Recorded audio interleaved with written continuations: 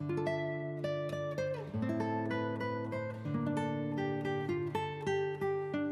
everyone, good morning, welcome back to my channel ArtEPics. I am Payal.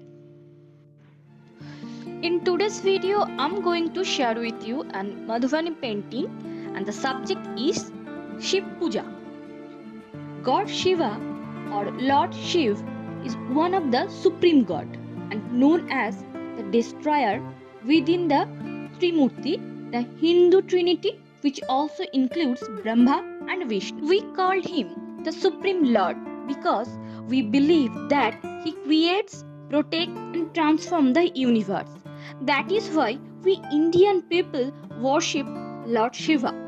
As an Indian and with the trust and belief in him, I try to draw this painting.